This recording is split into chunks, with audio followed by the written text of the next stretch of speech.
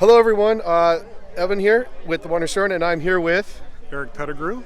Mr. Pettigrew is a former Washington State representative, or were you in the Senate? House of Representatives. And he was critical in getting the Bush Monument built, and I was hoping you could tell us a little bit about the process you went through to get the monument built. You know, actually, it started with a conversation that I was having with a number of my colleagues who are African American.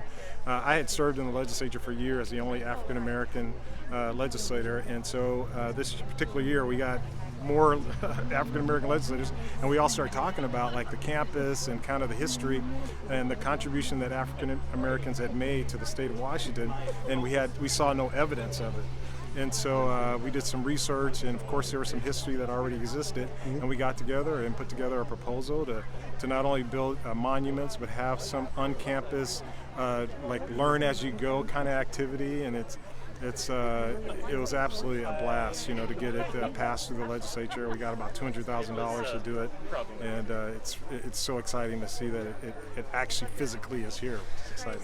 Now, a lot of people may not know this, but do you think the lack of black representation in early territorial history has to do with the Oregon Exclusion Acts? Definitely. You know, the Oregon Exclusion Act, of course, is the reason why George Bush didn't settle in Oregon and came back up to Washington to settle.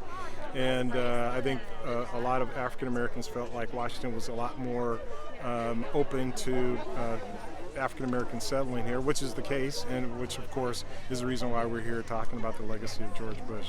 Now, it's important that it's not just George Bush, but there's also a George Washington who's critical to Centralia's settlement. Yes. And his history, that's our next objective, is getting his history out there, because like I was saying in the comments that I made, that it's important that everybody sees the total fabric of what made Washington great, and it wasn't slanted one way or another way. There's a whole lot of different cultures and folks that made a huge contribution to making this state as great as it is. Yeah, because you may not have heard it in the comments during the speeches, but George W. Bush, it's argued if his name was actually Washington or not, so I just call him George Bush. Yeah. He actually was not only the first African American in Washington, he's one of the first Americans to settle in this area because it was controlled by the Hudson's Bay Company. Yeah. But what people didn't say is that his relationship with the Hudson's Bay Company helped contribute to his early success in Washington.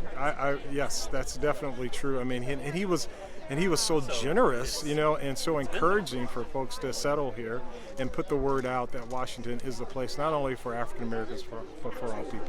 Yes. Well, thank you very much. I greatly appreciate it. No problem. Thank you very much.